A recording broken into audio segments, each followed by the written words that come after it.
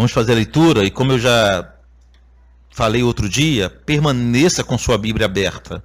Ainda que seja num aplicativo que você use, permaneça com a sua Bíblia aberta e leia o texto conforme a exposição seguir.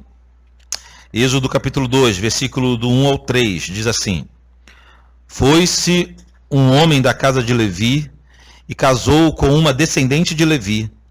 E a mulher concebeu e deu à luz um filho. E vendo que era formoso, escondeu-o por 3 meses. Não podendo, porém, escondê-lo por mais tempo, tomou um cesto de junco, calafetou-o com betume e piche, e pondo nele o menino, largou-o no carriçal à beira do rio. Somente até aqui. Pai querido, muito obrigado pela leitura da tua santa palavra mais uma vez aqui nessa manhã. Agora nos colocamos em total dependência do Espírito Santo para entendermos a tua palavra. Necessitamos da iluminação do teu Espírito para que a tua igreja seja mais uma vez edificada e o teu nome glorificado aqui nesse lugar. Que todas as minhas limitações não sejam suficientes para impedir a tua ação na vida de meus irmãos hoje aqui nessa manhã. Em nome de Jesus. Amém. Domingo passado, na primeira mensagem dessa série, vimos que os filhos de Jacó, ou os filhos de Israel, eu vou usar vários nomes para me referir ao povo de Deus, filhos de Jacó, filhos de Israel, hebreus, israelitas. Nós vimos que esse povo se multiplicou, ou como tem um sentido melhor, se frutificou muito no Egito. Foi o próprio Faraó, no texto que nós vimos semana passada, foi o próprio Faraó que chegou à conclusão de que naqueles dias os israelitas já eram mais fortes, maiores, mais numerosos e mais fortes que os egípcios. Depois que os israelitas cresceram bastante, foi que isso chamou a atenção de Faraó. Vimos então que na tentativa de conter o crescimento e a força dos israelitas, Faraó pôs em prática alguns planos macabros. O primeiro plano foi submeter os israelitas a trabalho muito pesado, a trabalho forçado, a trabalho que os deixavam sem vigor.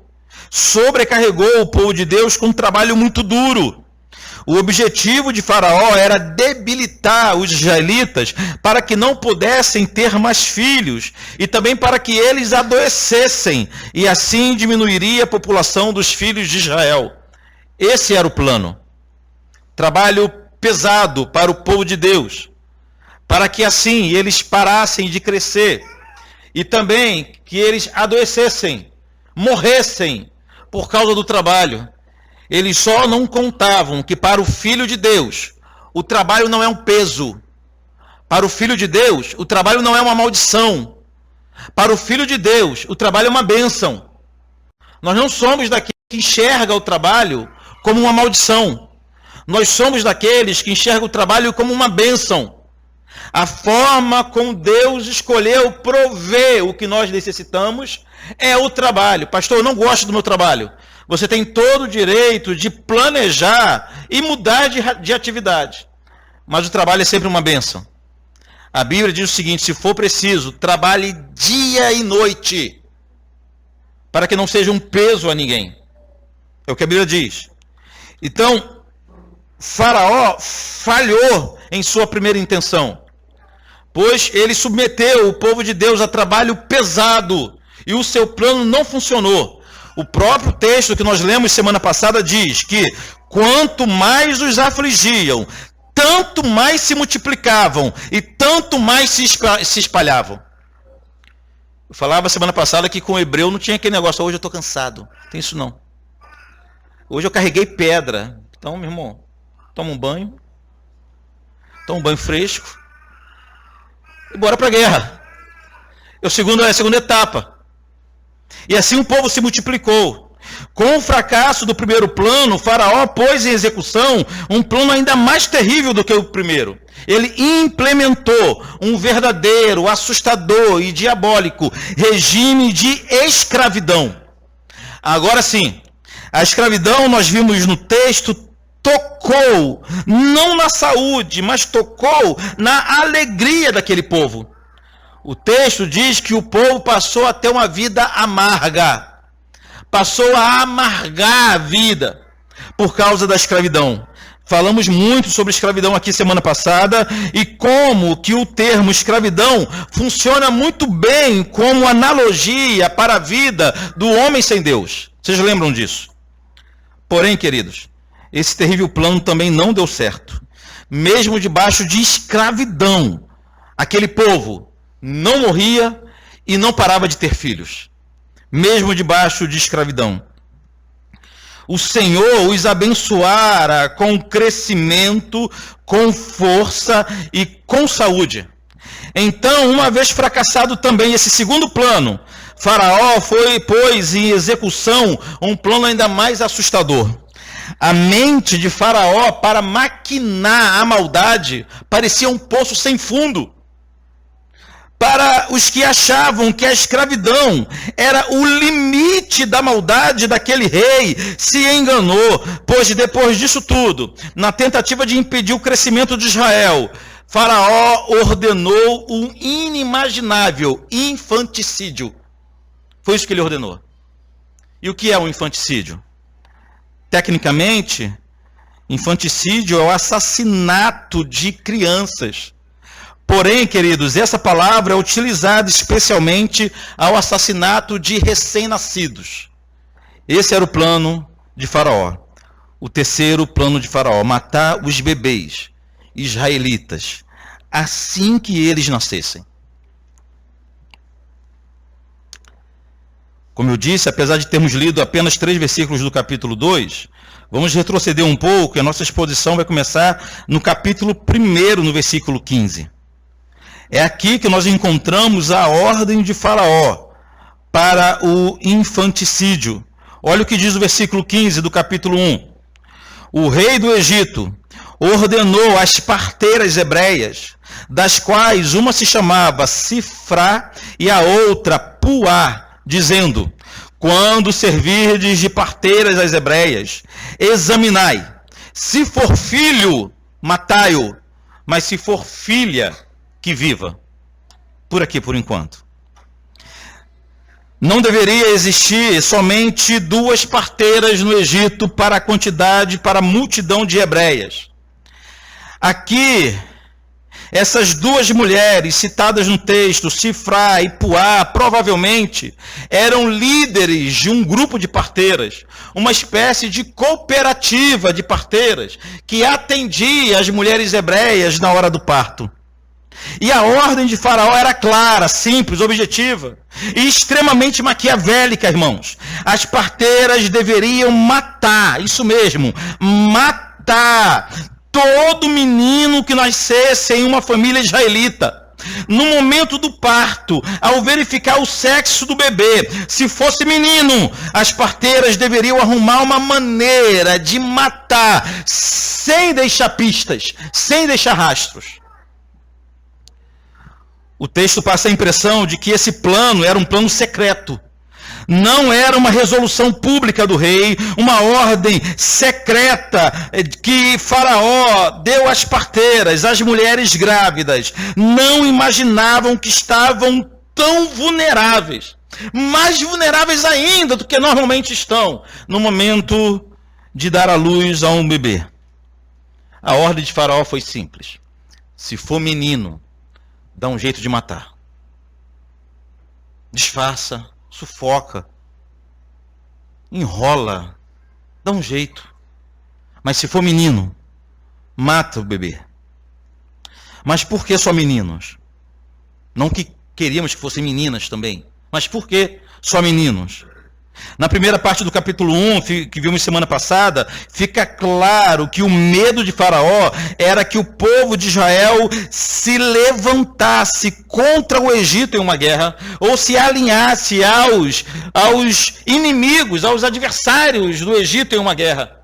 Como era apenas homens que iam para a guerra e estão matando somente meninos, estava resolvido o problema. A ideia era enfraquecer, militarmente o povo de Deus.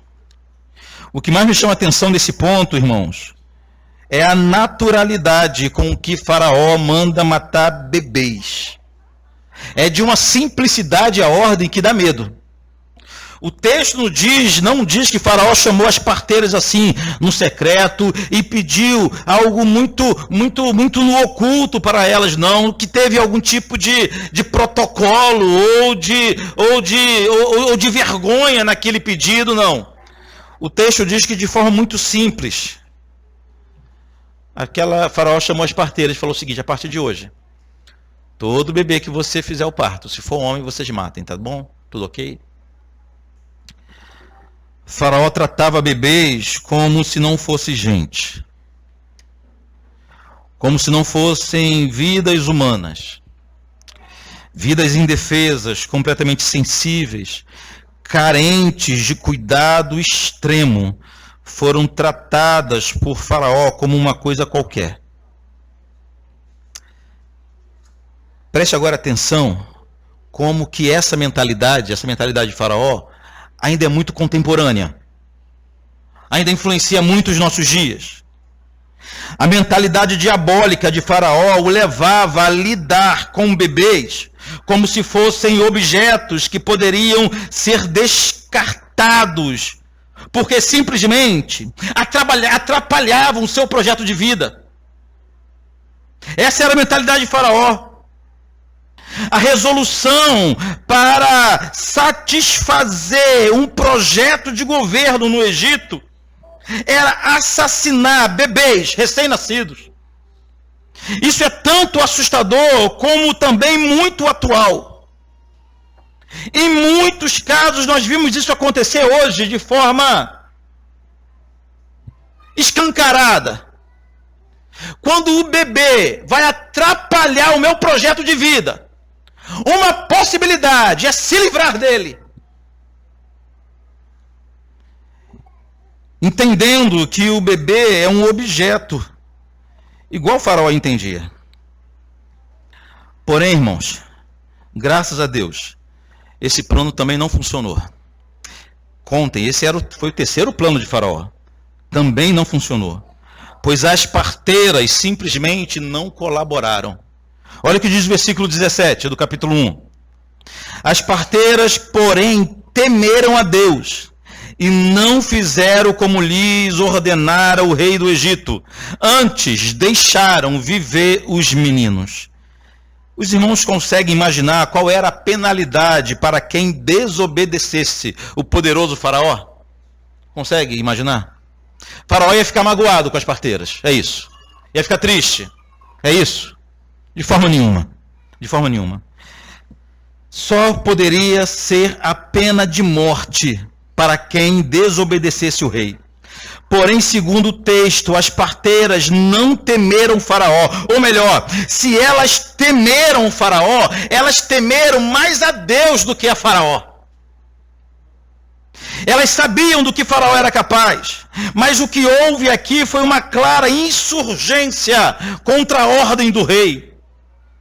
Uma clara desobediência civil, irmãos, pois as ordens do rei se chocavam com a vontade de Deus. Então, tendo consciência de todos os riscos, essas notáveis mulheres, Sifrá e Puá, desobedeceram o temido e poderoso rei do Egito. Eu quero abrir um parênteses aqui, para lembrá-los que Faraó não é um nome próprio, correto? Faraó não é um nome próprio, é um título de nobreza, como os Césares de Roma, os Czares da Rússia. Faraó é um título de nobreza. Nós não sabemos o nome desse Faraó. Os especialistas até arriscam um ou outro nome, mas há muita contradição. Não sabemos o nome desse homem, mas nós sabemos, porque a história registrou o nome dessas mulheres. Mulheres notáveis. A Bíblia é carregada de exemplos de mulheres notáveis. Ao contrário do que dizem nossos críticos, a Bíblia não oculta a história de mulheres notáveis.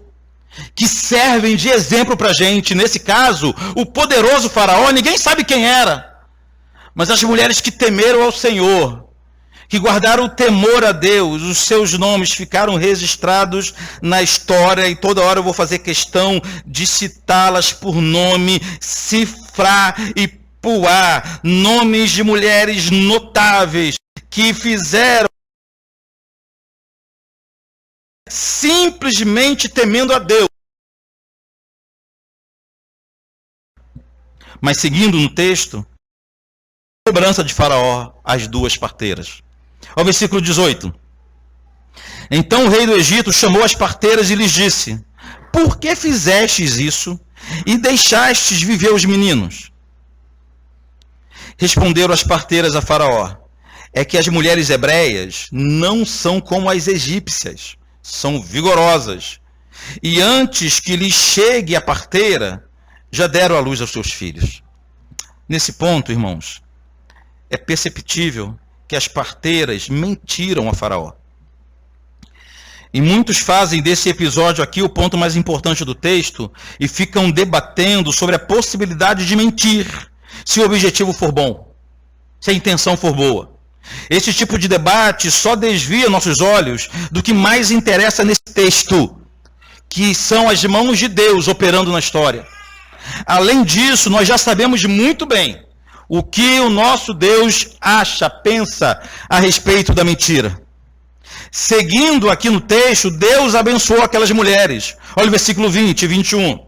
E Deus fez bem às parteiras, e o povo aumentou e se tornou muito forte, e porque as parteiras temeram a Deus, Ele lhes constituiu família. Que alegria! Deus jamais abençoaria a mentira, apesar delas terem mentido. Deus odeia a mentira. Foi Jesus quem nos disse que o diabo é o pai da mentira. As parteiras, essas notáveis mulheres, Sifrá e Puá,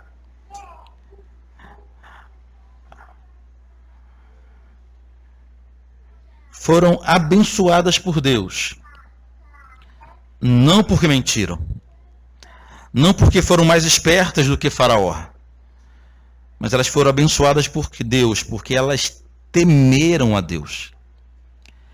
Elas chegaram à conclusão que se elas tivessem que contrariar alguém, não seria o Senhor.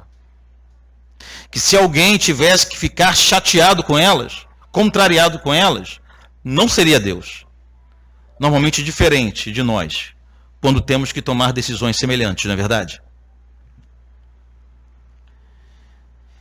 Mas, queridos, como eu disse, assustadoramente, como que em um poço sem fundo, depois de tentar conter o crescimento dos israelitas com trabalho pesado, depois de tentar conter o crescimento dos israelitas com escravidão, depois do plano de infanticídio, Faraó pôs em execução seu plano ainda mais macabro, mais terrível. O homem bom para planejar o que não presta. Era Faraó. O pior de todos os planos, a quarta tentativa de Faraó para conter o crescimento dos filhos de Deus foi o genocídio de todos os meninos. Ele ordenou a morte de todos os meninos hebreus. Agora estamos no versículo 22, ainda do capítulo 1. Então ordenou Faraó a todo o seu povo, olha os detalhes, dizendo: a todos os filhos que nasceram aos hebreus lançareis no Nilo, mas a todas as filhas deixarei viver. Isso aqui é muito assustador. Agora Faraó não estava contando apenas com o auxílio dos seus oficiais que escravizavam o povo. Faraó não estava contando apenas com um grupo de parteiras, mas Faraó convocou, preste atenção, Faraó convocou toda a população do Egito. Todos os egípcios receberam ordens do rei para matar filhos dos hebreus. Todos. É assim que diz o texto. Então ordenou Faraó a todo o povo, dizendo: a todos os filhos que nascerem aos hebreus lançarei no Nilo. Semana passada vimos que os egípcios estavam doentes de ciúmes com a força, o vigor e a multiplicação dos israelitas. O mesmo texto dá a ideia de que eles estavam ardendo de ódio contra os hebreus.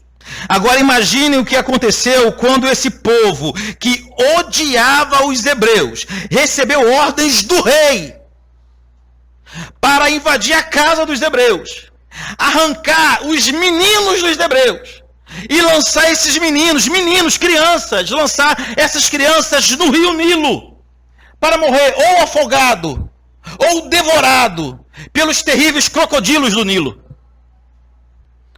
Deve ter sido uma carnificina, irmãos. Deve ter sido uma carnificina. Hoje há uma regra jurídica que diz que a lei não retrocede. O que significa isso? Significa que a partir do momento de promulgação de uma lei, a lei só vai alcançar aqueles que cometeram algum delito depois da lei, não antes. Mesma coisa para benefícios. Depois da lei, a lei não retrocede. Quem disse que havia essa norma jurídica no Egito Antigo? Quem disse?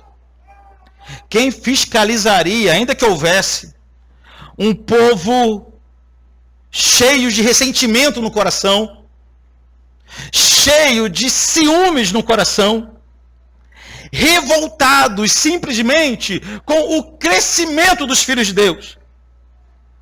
Quem fiscalizaria a ação desse povo? Ninguém controlaria essa população. Uma população ressentida, com sede de morte, doente de ciúme e pior, agora, com autorização do rei para matar. Deve ter sido uma cena terrível no Egito. Foi um verdadeiro experimento social, irmãos, em que colocaram em prática a macabra ideia de que uma criança não pertence à sua família, mas sim ao Estado. Isso estava acontecendo lá no Egito.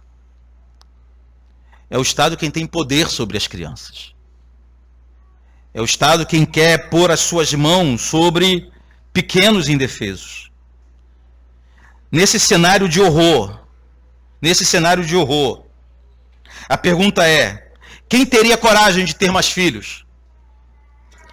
Quem teria coragem de ter filhos, correndo o risco de nascer um menino? As famílias não poderiam ver uma mulher engravidando e ficar naquela torcida, tomara que não seja menino. Já pensou que loucura é essa? Quem teria coragem de ter filhos, correndo o risco de nascer um menino para ver seu bebê sendo jogado no rio Nilo, para morrer no rio Nilo? Quem teria coragem de ter filhos em um contexto desse? Quem? Não sei se eu teria. Não sei. Só vivendo para a gente saber, né?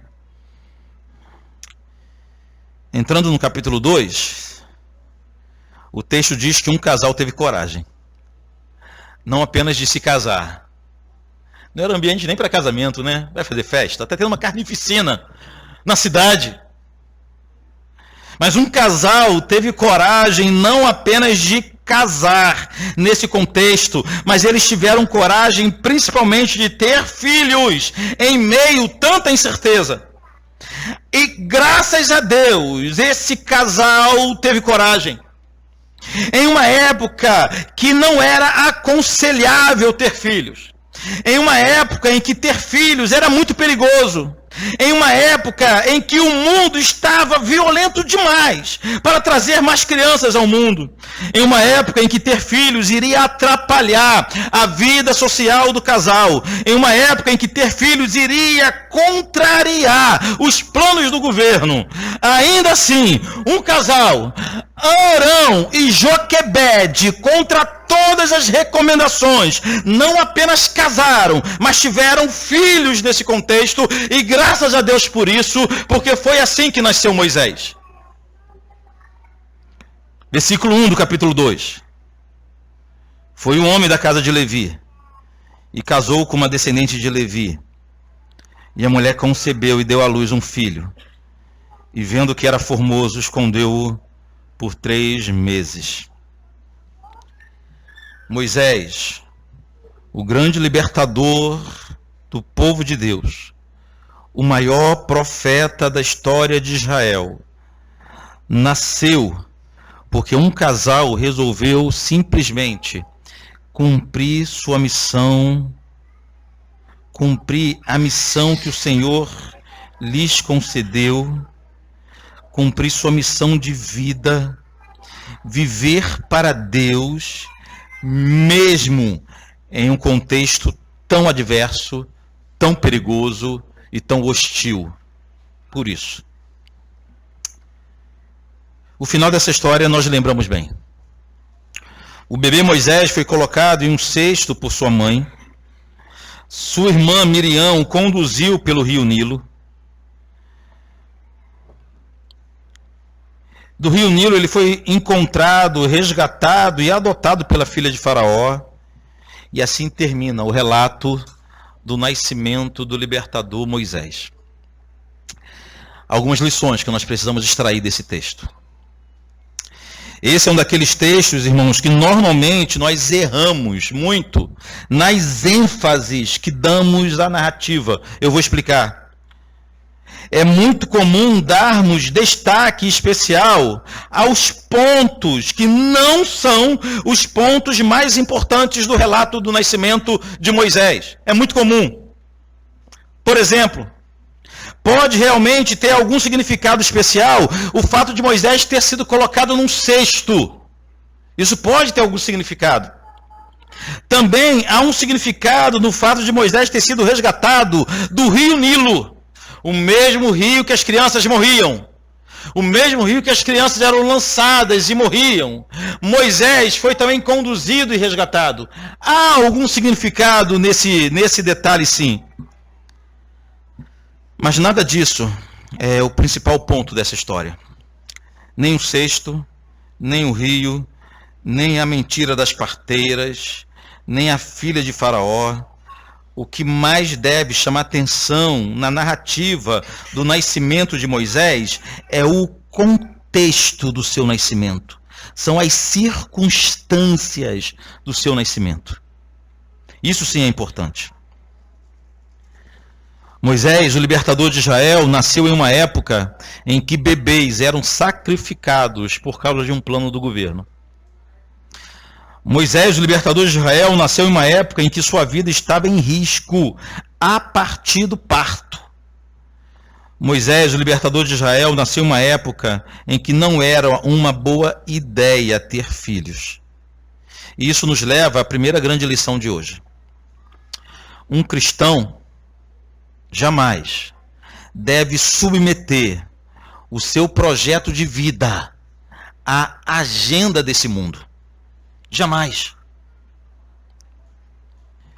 Eu não estou falando apenas de planejamento familiar, de ter ou não filho, não é isso que eu estou falando. Eu estou falando que um filho de Deus não pode viver à mercê do andamento das coisas lá fora. Não é o mundo quem deve definir a nossa agenda e os nossos projetos. Quando eu falo mundo, me entenda, não estou falando das pessoas. Eu estou falando de uma mentalidade pecaminosa e caída, um sistema caído e pecaminoso. Não é esse sistema de pecados que deve definir o plano, o projeto de vida do Filho de Deus. Jamais, irmãos. Isso não pode acontecer. Isso não pode acontecer. Não é a sociedade, não é a cultura desse tempo que deve definir o rumo da vida dos filhos de Deus. Um cristão não vive para atender às expectativas da sociedade sem Deus. Um cristão não deve viver correndo atrás do reconhecimento de um mundo para o qual ele já deveria estar morto. Não faz sentido uma coisa dessa. Um frenesi em nosso meio, atrás de aplausos dos de fora. Eu não entendo isso. Um cantor evangélico só se sente importante quando os de fora reconhecem a sua importância. Aí todo mundo fica feliz porque está agora cantando no show da Xuxa. Não existe mais show da Xuxa, não. Agora está cantando no, sei lá onde, no The Voice. O que isso significa para a gente? Significa que a gente tem uma carência absurda de receber os aplausos daqueles para os quais nós deveríamos ser referência de filhos de Deus. Que loucura é essa?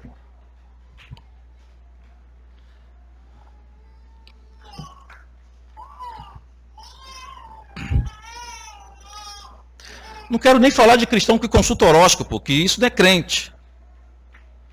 Eu estou falando aqueles que dependem da situação financeira, da situação econômica do primeiro governo, do novo governo ou do governo antigo, que depende do andamento lá de fora para projetar a própria vida com Deus.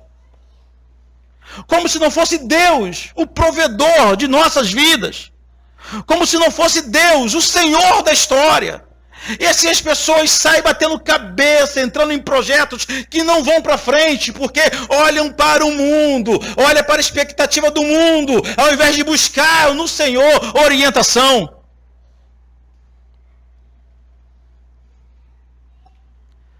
Há pouco tempo a gente estava comentando sobre um grupo de amigos nossos, muitos conhecidos, muitos, que largaram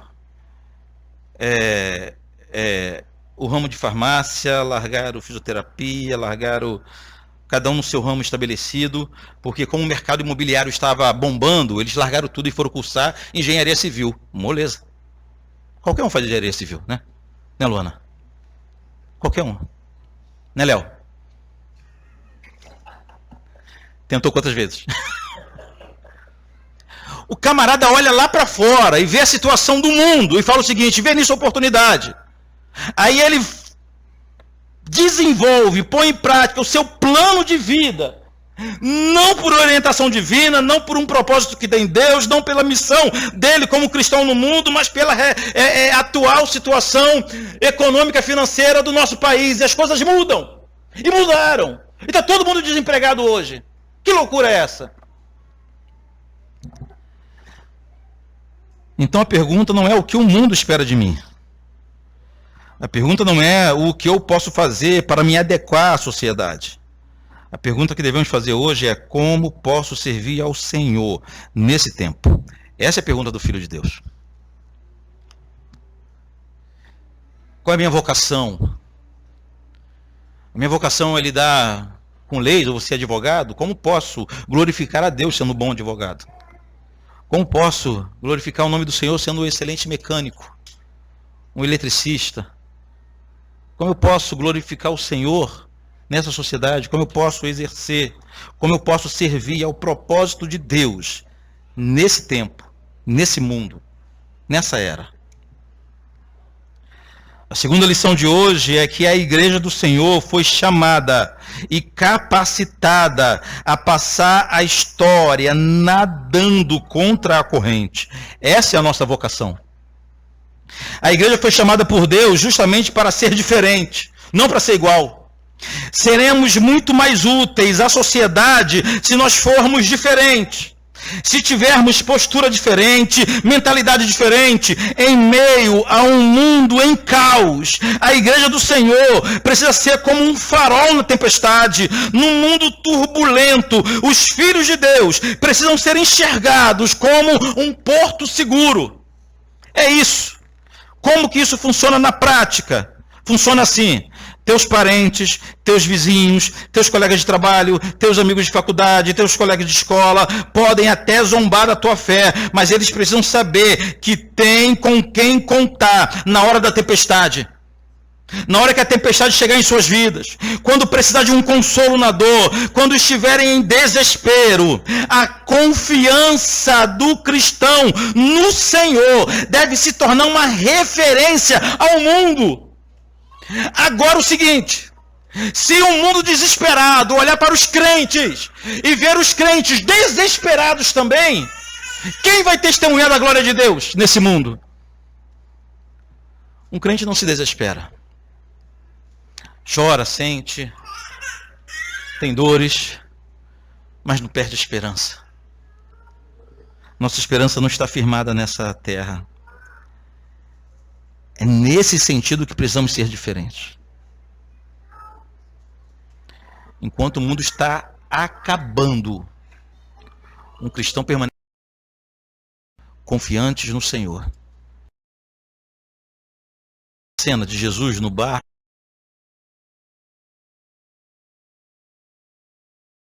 de um lado para o outro. Os discípulos desesperados. E o que Jesus fazia? Dormia. Porque ele sabia que aquela tempestade não era nada para ele. Jesus era referência de segurança, como todos nós precisamos ser. Agora, se o mundo chega pra gente e fala, ó, o negócio tá ruim, né? A gente vai, tá ruim mesmo, hein? Não tem solução não. Por mim, já pode vender tudo e apagar a luz. Um cristão é o que tem esperança, irmãos. Se um cristão não tiver esperança, ninguém mais tem. E é vocação nossa levar a esperança para as outras pessoas, não desespero. Só faremos isso se formos diferentes, não iguais. A terceira lição de hoje. A cultura vigente sempre será hostil aos que decidirem viver para a glória de Deus. Não haverá facilidade. O mundo aplaude somente aqueles que fazem a sua vontade. Só eles. Seja uma música com críticas à igreja, como surgiu esses dias. Seja um seriado supostamente falando de Jesus.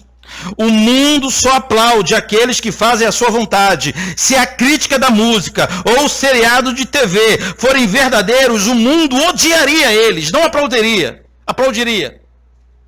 E quem disse isso foi Jesus. João capítulo 15, versículo 19, eu vou ler. Se vós fosses do mundo, o mundo amaria o que era teu, o que era seu. Como todavia não sois do mundo, pelo contrário, dele vos escolhi, por isso o mundo vos odeia. O mundo ama o que lhe pertence. O mundo ama e aplaude aquilo que está em conformidade com sua mentalidade, caída e pecaminosa. Se o mundo aplaudiu, tem algo errado. É óbvio. Não precisava repetir isso. Porém, queridos, a maior lição do texto de hoje não é sobre a cultura hostil. Nem sobre a diversidade, nem sobre planejamento familiar, nem sobre ter ou não filhos. Não. Tudo isso pode ser tirado como lição do texto de hoje, mas há um significado muito maior, há uma doutrina muito maior na narrativa do nascimento de Moisés. A maior lição do texto de hoje é sobre Deus. Nem é sobre Moisés. Nem é sobre Faraó. Nem é sobre as parteiras. A maior lição do texto de hoje é sobre Deus e como que Ele trabalha nos momentos mais improváveis da história a favor do seu povo. Essa é a grande lição. O nascimento de Moisés foi apenas o ponto de partida do grande movimento de Deus para livrar o seu povo da escravidão. O nascimento de Moisés era a prova de que Deus não tinha esquecido da promessa que fez a Abraão. O Senhor prometeu a Abraão um povo, e o Senhor prometeu a Abraão uma terra. O Senhor não disse a Abraão que o povo seria numerosos e iria morar em Canaã, para depois o povo morrer e ser abandonado no Egito. O nascimento de Moisés é prova de que Deus não tinha esquecido de sua promessa. O nascimento de Moisés é prova de que a história não estava desgovernada, por mais que parecesse estar. O nascimento de Moisés é prova de que não são os poderosos das nações que decidem o rumo da história. Eles pensam que decidem, mas não decidem. O nascimento de Moisés é prova de que há um Deus no céu, que não precisa de um contexto favorável para fazer o que quiser, na hora que quiser e do jeito que quiser. Deus não fica assim no céu. Deus não fica naquela expectativa. O nosso Deus não.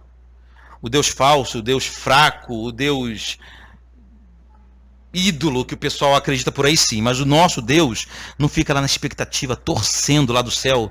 Eu quero ver que hora que eu vou poder atuar. Faraó estragou o meu plano agora. Imagina Deus assim, irmão Luiz. Agora que eu ia trazer Moisés, Faraó me deu agora um checkmate. Esse não é Deus. Pelo contrário, quando a gente vê o Senhor agindo na história, é normalmente da forma, ou no período, ou na época, ou com a técnica mais desfavorável, mais imprevisível, para que toda a glória seja dele. Não seria tão glorioso se Moisés nascesse no contexto favorável. Não seria tão glorioso, por exemplo, se Jesus, ao invés de nascer em Belém, tivesse nascido em Jerusalém. Deus não tem problema nenhum com rico e com lugar rico. Não tem problema nenhum, não. O problema é que Jesus nascendo em Belém e vivendo em Nazaré, o que fica mais evidente é a glória de Deus. É que é Deus quem está agindo. É para isso. Então, aparentemente, o nosso Deus espera os contextos mais desfavoráveis para que ele venha agir e todos percebam que foi ele que fez. Estão me entendendo?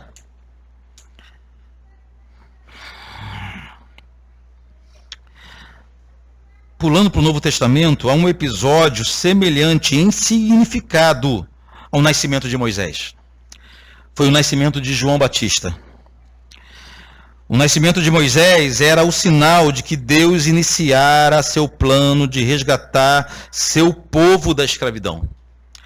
Agora os irmãos lembram o que disse Zacarias, pai de João Batista, quando João nasceu? O cântico de Zacarias, vimos aqui nos sermões do Advento, em dezembro. Lucas capítulo 1, versículo 68. Abre a tua Bíblia. Em Lucas capítulo 1, versículo 68. Uma leitura importante para você seguir comigo. Evangelho de Lucas, capítulo 1, a partir do versículo 68.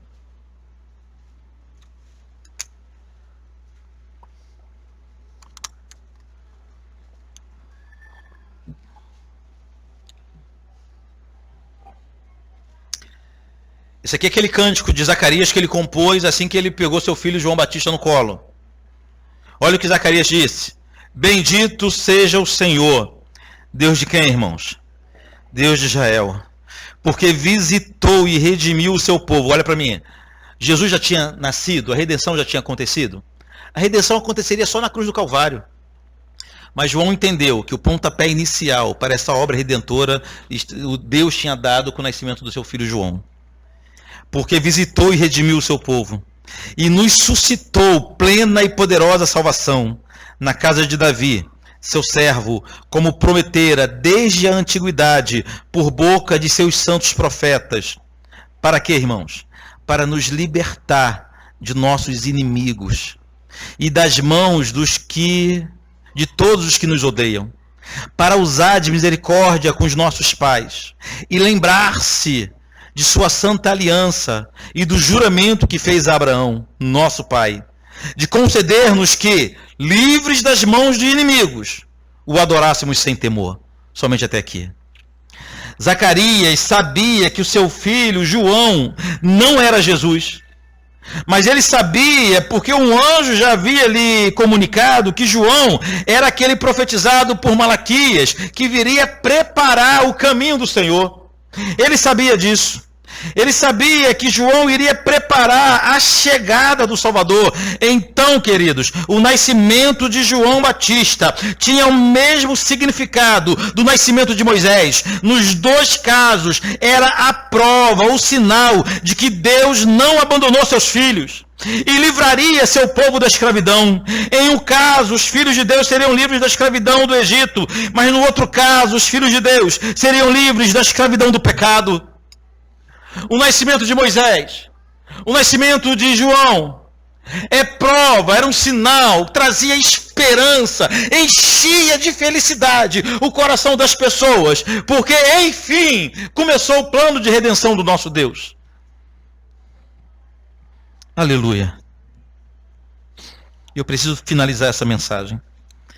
Eu quero finalizar com duas aplicações. Uma imensa. A primeira: é inegável que há uma sanha do mundo maligno sobre nossas crianças, como havia no Egito. Um desejo incontrolável do mundo sobre as nossas crianças. Desde políticas pró-abortos, passando pelo controle estatal sobre o currículo escolar. Isso é novo, isso é recente. O controle estatal, o monopólio estatal sobre a educação é coisa recente, é coisa nova.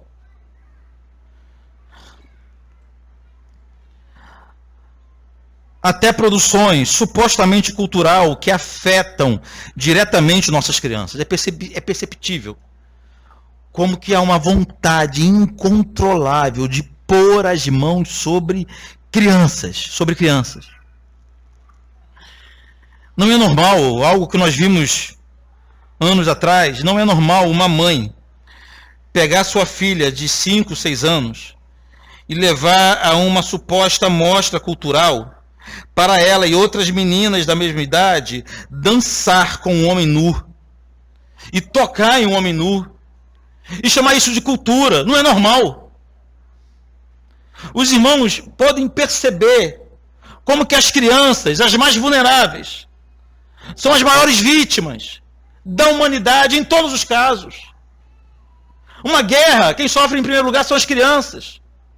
Mas mesmo em tempos de paz, as crianças estão constantemente sob ataques. O tempo todo. O tempo todo.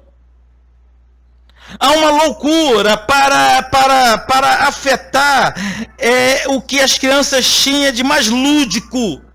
Contos infantis, desenhos animados. Não, mas criança não está segura em local nenhum mais.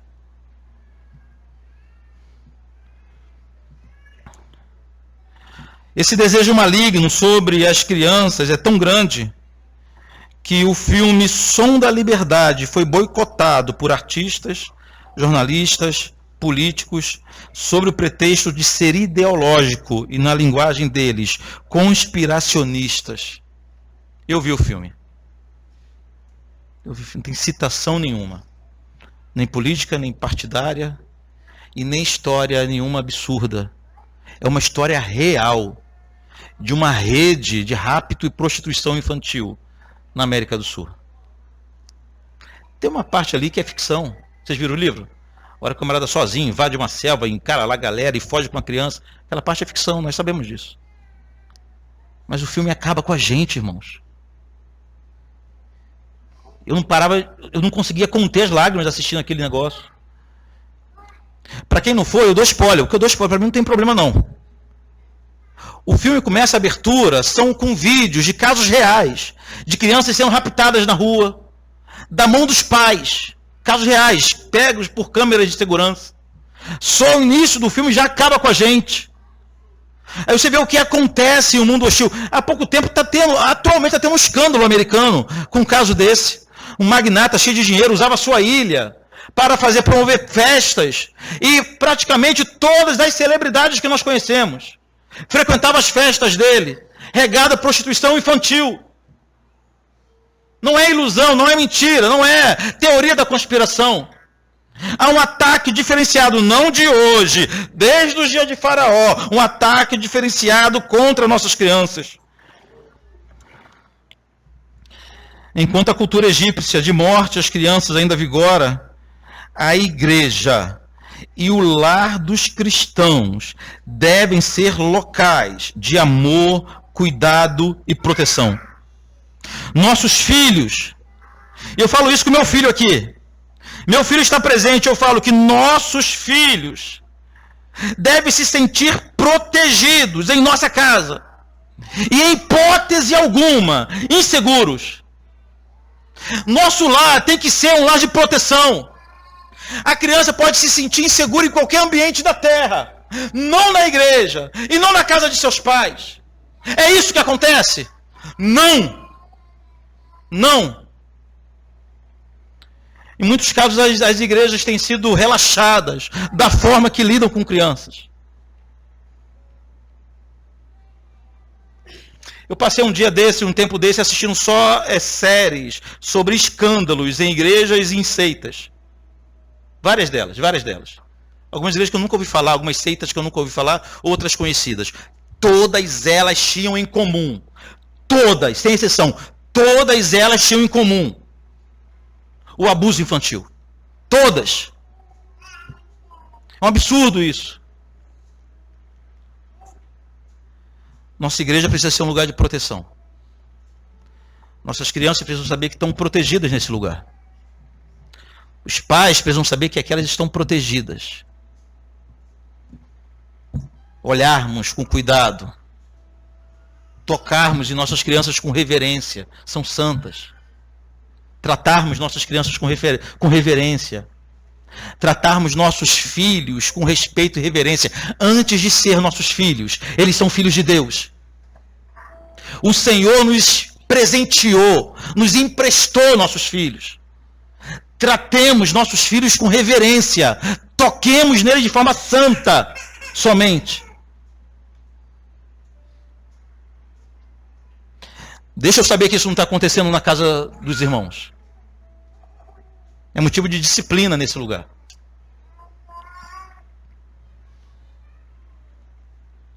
Essa é a primeira aplicação de hoje.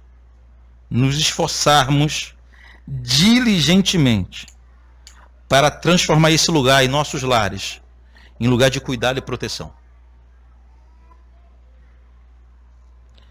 Porém, a lição principal aqui não é sobre ter ou não ter filhos em meio a uma crise mundial. A lição principal aqui é sobre confiar em Deus em meio a uma crise mundial. Renovemos hoje, irmãos, nossa confiança no único que não falha. Ele cuida de nós. E ele nos ensina a ser pais e mães de verdade. Nós não sabemos. Nós somos pais e mães pecadores. A gente erra, a gente falha. O problema é que quando lida com crianças, um erro pode ser fatal, uma falha pode ser fatal.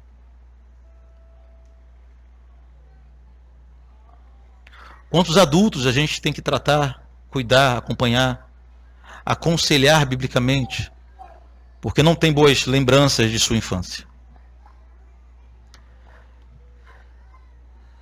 A boa notícia de hoje é que o Evangelho, ele transforma não apenas futuro, mas o Evangelho transforma também o passado. Só o Evangelho transforma o passado. Ninguém mais transforma o passado. Ninguém mais, nada mais. A terapia que você faz não vai transformar o seu passado. Muitos lugares vai conseguir te ajudar quanto ao futuro daqui para frente, mas do passado, ninguém muda. Senão o Evangelho. Só o Evangelho pode mudar o nosso coração, nos trazer a compreensão do que é pecado, identificar quando nós fomos vítimas ou quando nós fomos agentes do pecado na história e receber o perdão de Deus e aprender a perdoar também. Somente o Evangelho. Somente o Evangelho. O Evangelho ensina a gente a olhar para as coisas que estão para frente e esquecer das que para trás ficaram, não por ter alguma capacidade de amnésia. Tem coisa que a gente queria esquecer, não é verdade? Tem coisa na nossa história que a gente queria esquecer. O Evangelho não nos torna pessoas mentalmente incapazes em relação ao passado. O que o Evangelho faz em nossa vida, ele nos dá capacidade de olhar para o passado sem rancor, sem tristeza, sem dor, sem culpa. Porque da mesma forma que o Senhor nos perdoa os nossos muitos pecados passados, Ele nos capacita a perdoar também outras pessoas. Nosso passado é curado dessa forma. Mas para tanto, precisamos renovar nossa confiança no Senhor. A minha dica nessa manhã é que, se por acaso você é daquelas pessoas que tem depositado sua confiança em coisas, em práticas, em terapias, em elementos, em pessoas que não têm o poder para transformar a sua vida, desista e busque em Jesus a transformação que você precisa. Amém? Feche seus olhos. Pessoal do louvor, por favor. Pai querido, a Tua palavra hoje nos surpreende mais uma vez ao nos fazer entender que o Senhor age nos momentos mais adversos. A Tua palavra hoje toca em questões profundas de nossa existência, de nossa história, mas também a Tua palavra nos consola na certeza de que temos um Senhor nos céus que cuida de nós, que ainda que aparentemente aos olhos do mundo ou aos nossos próprios olhos, a nossa história tenha sido uma história jogada, desgovernada, o Senhor sabe por que nós chegamos até aqui, com o coração que nós chegamos, a partir das experiências que nós tivemos. Que nós usemos agora as lembranças que nós temos, que até então nos gerava dor, que nós usemos essas lembranças como prova de que o Senhor age na história, mesmo em contexto tão adverso, O Senhor nos poupou. Chegamos aqui. Chegamos aqui, Senhor, nós fomos arrancados do Nilo, como Moisés foi arrancado e resgatado do Nilo. Todos nós também fomos, porque o Senhor assim quis. Pai amado, que haja cura em nossos corações, que haja cura em nossa mente, que haja cura em nossa história. Em nome de Jesus. Em nada ponho a minha fé, senão na graça de Jesus, no sacrifício remidor, no sangue do bom Redentor. A minha fé e o meu amor estão firmados no Senhor, estão firmados no Senhor.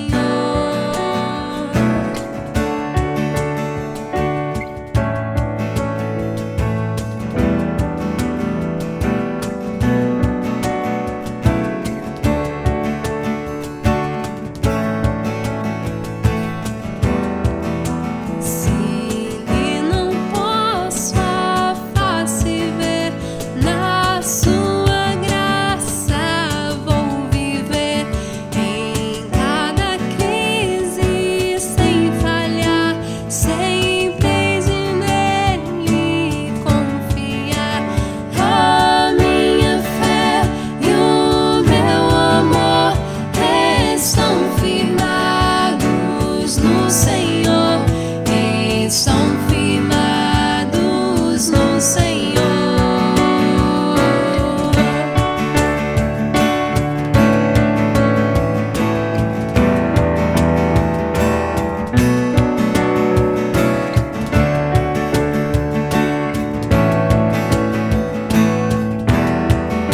Seu juramento é muito leal, abriga-me no temporal. Ao vir cercar-me a tentação, é Cristo a minha salvação. A minha fé e o meu amor estão firmados no Senhor, estão firmados no Senhor.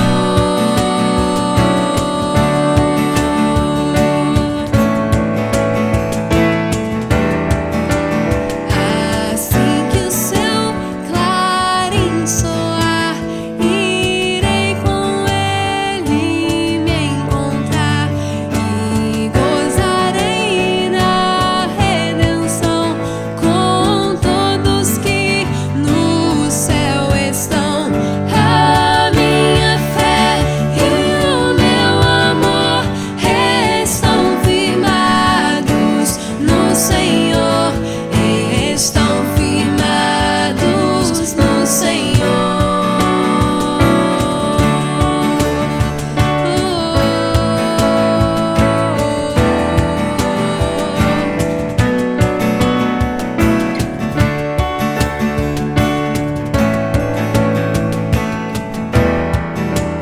A minha fé e o meu amor estão firmados no Senhor, estão firmados